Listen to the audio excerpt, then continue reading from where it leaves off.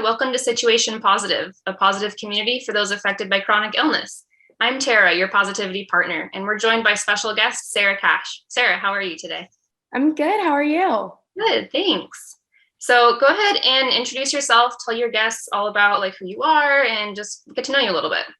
Yeah, so I'm Sarah. I'm 23. I'm born and raised, still living in Tempe, Arizona.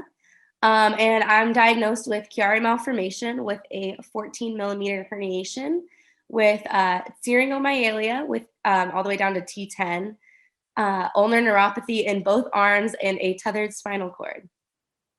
Wow, so those are a lot of big words. Yes. Tell us a little bit more about your diagnosis and what it means. What is all that you just said?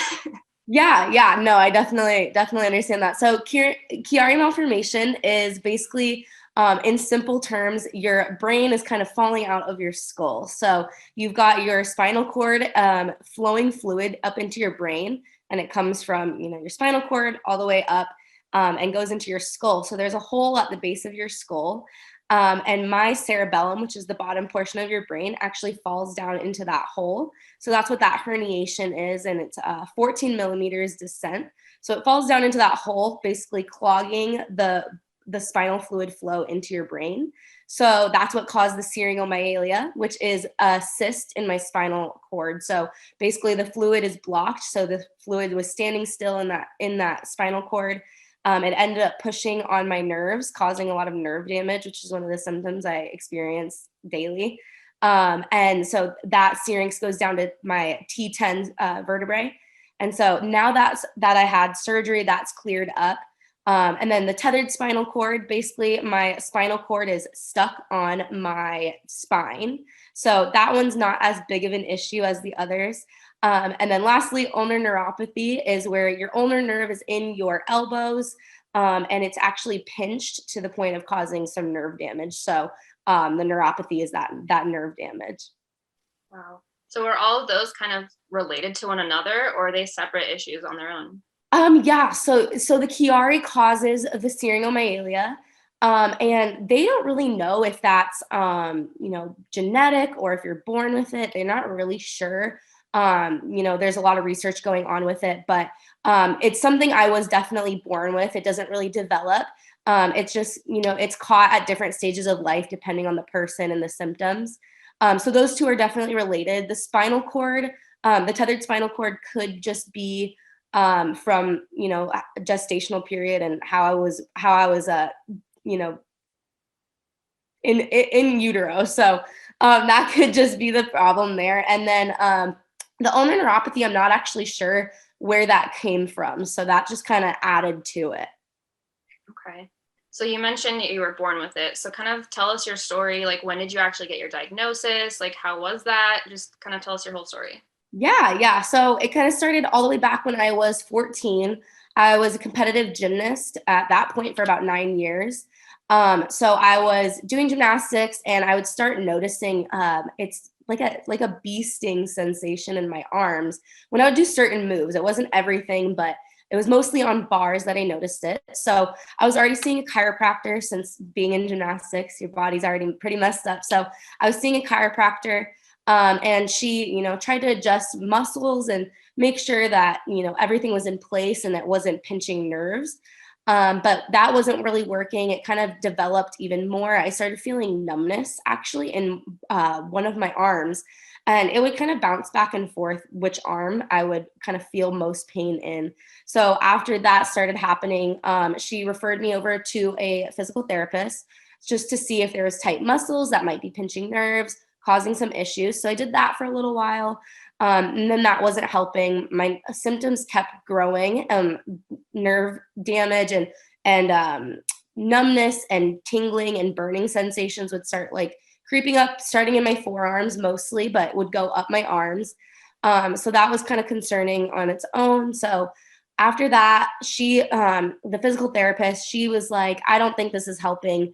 I want to refer you to a neurologist. So then we went over to the neurologist at Phoenix Children's and talked with her about all the symptoms since it seemed to be neurological. And she decided she was thinking along the lines of a bulging disc. So I would just have to get a shot and, it'd be pretty simple fix. which I already wasn't excited about. Hearing a giant needle going in your spine doesn't sound very fun.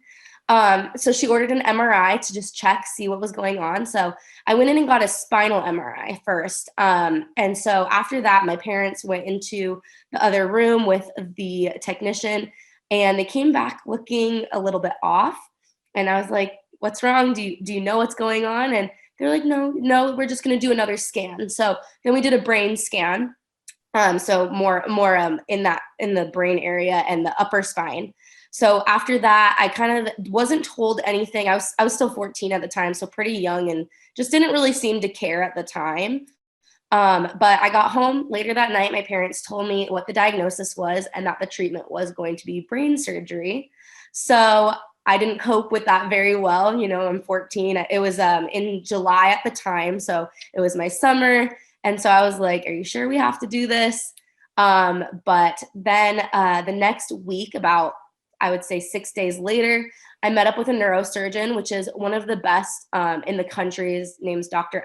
David Adelson at Phoenix Children's. He's amazing. So I met with him, and basically he looked at my scans and he said, you need this surgery right away. This meeting was on a Tuesday. He said, I scheduled you for Friday. So I was just kind of shocked. I didn't realize, oh, this is happening right now. So and my first thing was, I am actually going on vacation on Friday. I can't do that. And he's like, yes, you can. We're canceling vacation. So of course, that's where my priorities were. So he got me in on Friday morning. So I, spent the next few days just getting my nails done and having a fun rest of the summer. So I went in on Friday. I had my surgery. So basically how it goes is they need to release the pressure that herniation is putting on the spine. So they actually cut out a piece of the skull at the base, just to open that opening up so that the spinal fluid can still flow. So they can't actually push the brain back into place. So that's kind of why there's no cure for Chiari. It's more just, a fix that they can do. So they just cut out a piece of that skull and they put a patch over it. Sometimes they'll fuse the spine. For me, they didn't, luckily. So it was a 3.5-hour surgery. It wasn't fun. I was in the hospital after that for about 5 days, just recovering. I definitely remember the shower was definitely, my first shower after was not fun, with having long hair and having to wash it around a scar. It's not fun at all. But, I got through that, and I spent about 2 weeks at home until I went back for my visitation. And he basically told me, you have healed faster than any of my other patients with Chiari that I've seen. And I don't know if that was just, I wanted to get back to school. I didn't like missing school because school had just started, or because I was just sick of sitting around. But, I healed pretty fast. So that was kind of the solution that we had for it. And I couldn't do a lot of things for the next 9 months. I couldn't do gymnastics anymore. I definitely had to stop doing that. And then I couldn't do, things like jumping on a trampoline, couldn't go on roller coasters, things like that would really shake my head. So 9 months later, I got another MRI and they saw my syrinx, so that syringomyelia had cleared up by 80%. So the fluid started flowing because that hole had opened up. So that helped a lot. And then he said, you're fully cleared for activity. You can do whatever you want. So I actually ended up going back to gymnastics. I still had all the symptoms. So I still had that nerve damage. They said, it might go away, but it could be permanent. We're not really sure. So it never did go away, but, it prevented further damage from happening, because with that pushing on the nerves, it can actually lead to paralysis. So luckily, we caught it early enough, and it was pretty fast progressing. But so I went back to gymnastics. I competed state and regionals. And then I decided to call it quits. At that point, I was 15. I was in high school, and my body was kind of done with everything. So, so I mean, ever since then, pretty much just the same pains that I've had with the nerve pain. Nothing's progressed though, luckily. So I'm on medication for the nerve pain, but that's just a mild helper. So and then here we are today. So that's pretty much it. Wow, that's incredible. Yeah. Being 14, going from, physical therapist, all of a sudden brain surgery in a matter of days. Exactly. What was that like going through that being so young? It was surreal. I think it was just such a whirlwind. I wasn't really thinking it was going to turn into anything big. And since it went so fast, I don't even remember the emotions I felt. It was just kind of like boom, boom, boom. You're here and now you're in surgery. And I think once I was going into surgery and getting the IVs, it's bad because I don't like needles. So they were putting the IV in, and I think that's when all the emotions just fell through, and I started crying. The nurse wasn't doing a very good job at my IV also, so that didn't help. But I just started feeling all the emotions, and once they got me sedated a little bit, then I was calmed down. But just being young, it kind of helped, I think, get me through it since I didn't really understand fully what was going on. I didn't research anything once I got my diagnosis. And I know now I probably would be the person going online and scaring myself. So I'm glad that I went through it kind of younger. And I think I had a faster healing process too, just being young. Yeah. Is that like a typical age that might be diagnosed, or is it usually younger? It varies. So, most of the time I think it's between 20s and 30s. So it just depends on the person. Some people do get the seriomyelina and some don't. So some people don't really experience a lot of symptoms with it. When I was younger, more in middle school years, I was experiencing a lot of headaches and muscle tension in my shoulders. But we thought, oh, it's probably your heavy backpack just kind of causing that, or gymnastics. But that's actually a common symptom a lot of people have is headaches and muscle tension. So some people do get diagnosed, as children, even as young as 2 years old. I've met some kids. And then some people get diagnosed in their adulthood. It just depends on the symptoms because, if you don't have symptoms, sometimes you don't know. They even told me some people will get in car accidents and get an MRI and then just be told, oh, did you know you have Chiari? And they're like, what is that? Because nobody really knows what that is. So, yeah, it varies depending on your symptoms. Wow, that's crazy. Imagine finding that out from a car accident. Exactly, exactly. So how do you tell other people about your chronic illness? Like new people you meet, is it something that comes up? How do you kind of work around that? Yeah, I'm definitely open about it. I like people to know, especially if I'm having a rough day. I like people to know what I'm going through. So, new people I meet, I definitely tell them. I would say how it comes up is just kind of depending. Sometimes I'll have to take a pill while I'm with people, and they're like, "Are you okay?" And I just kind of explain that, and then just certain things I can't do as well as other people. I've been, go-karting, and that's not as good for my head as some other people. It definitely can cause some issues. So just certain things, sometimes it'll come up, but I like to tell people my story and kind of it's a fun shock factor, when people find out, oh, you don't have feeling in your arms. Are you serious? Yeah. It's just kind of something I live with. So it just kind of comes up in casual conversation sometimes, or I'll just share it with people since it's such a big part of my life. Yeah, yeah, absolutely. So like you said, this isn't like a super well-known thing. Yeah. Are there any like misconceptions or just like about maybe your symptoms that people have when you tell them? How do you address those misconceptions? Absolutely. So, with my symptoms personally, obviously they're invisible. You wouldn't look at me and know, oh, she's got nerve damage in her arms. And so, kind of for my nerve damage, they call it a cape syndrome. So it's if you put a cape on, it basically spans from my arms all the way through my upper back, down my other arms, and then sometimes gets into my chest and my upper left side of my face. But you can't see it. So I'm feeling numbness and tingling and burning sensations all day long. But the misconception is, oh, you're fine. You look fine. And I'm sure that's with most chronic illnesses. You look fine. So you must be fine. But, you never know what somebody's struggling with pain wise. So a lot of people with Chiari actually have headaches. That's the most common symptom with Chiari. And I do suffer from those as well. And it's more in the base of the skull. So just certain times I'll have flare ups of pain, and people are like, oh, well, why are you acting weird? So I just kind of inform people, say, just because people look fine doesn't mean they are fine, especially, mentally as well. A lot of people struggle with just mental pain. So I just always preach to other people, you never know what someone's going through. So, don't misconceive, the information you just from what you see. So that's just I'm a big believer in, because you never know, right? Absolutely.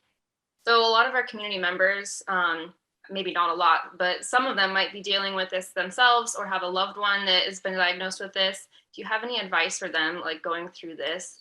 Like, what would you say to someone who had that? Yeah, absolutely. I would say, just support system is the biggest part. Obviously, we know like our loved ones can't cure us, they can't fix it as much as we wish they could. But just having a support system was the biggest part of my whole journey, is just people that are there, they understand what I'm going through. My family was huge. They always were at the hospital with me, supporting me through all of it, finding the best doctors. So I would just say, being a support system, and even on your bad days, just holding them. We know, things will feel okay at some point, but just kind of embracing the bad days, knowing, it hurts right now. I'm gonna be okay, but I just need someone to cry to. That's good. I like that. So you mentioned, your healing's fast, which is great. You wanted to go back to school. So it seemed like you had pretty high spirits throughout this whole thing. Um, a lot of times chronic illness can get us really negative, feeling really down. How did you kind of combat that and just stay positive? Yeah, absolutely. I mean, I definitely had my bad days, and I still do. It can be frustrating, since it's out of your control. But I would say, just having my support system around me again, and just embracing sometimes, like, I don't feel well today. I'm not happy, and just knowing, just letting myself feel that emotion, just to get myself through it. So and then just, then finding things to distract myself, things I enjoy, just to get myself out of it, and knowing, I know this is something I'm going to have to go with for a long time, but there's better days ahead. There's things that I want to live for and enjoy in life. So just looking towards those, rather than letting it drag me down too far. Absolutely. So moving forward, is it mostly just dealing with like the symptoms day to day, or is there any possibility that, more things would arise? Yeah, so there's other surgeries that, I could go through, things for the ulnar neuropathy, but they did say, most likely it won't relieve any symptoms. So, I don't want to put myself through more surgery or more treatment. So right now, I do have those symptoms. I also have a lot of back pain. It could be from gymnastics as well, but the Chiari doesn't help. So I do different therapies. I do massage therapy, which seems to help, and just things that I can find, that help relieve the symptoms a little bit. But yeah, it's just the symptoms right now. There's nothing else I really need to go have done, luckily, with doctors. But just managing the pain with my medication, and just finding things that do really help with the pain. Yeah. So, where can our followers find you if they want to continue along with your journey with you? Yeah, so most likely, I post about Chiari on Facebook under Sarah Cash. I last September during September, that was Chiari Malformation Awareness Month. So I was actually sharing a lot of information on symptoms and diagnosis, and just things about Chiari. So that's where I would say I post most about Chiari. And then I do also have an Instagram, which is just Sarah_Cash. And I do post occasionally on there as well. Awesome. Great. Well, it's been great having you on, listening to your story. You're absolutely incredible. I love your attitude about this whole thing. I think you could really be inspiring to a lot of people with whatever illness they may be going through. Yeah, that's definitely my goal. I think, people who have the same issues in life, and just chronic pain, just definitely need to stick together. Absolutely. Well, I'm Tara, and on behalf of Situation Positive, Sarah, we want to thank you for being on today. Thank you so much for having me. Of course. And go ahead and follow us on social media so you can be informed and stay along with Situation Positive. And we'll see you guys next time.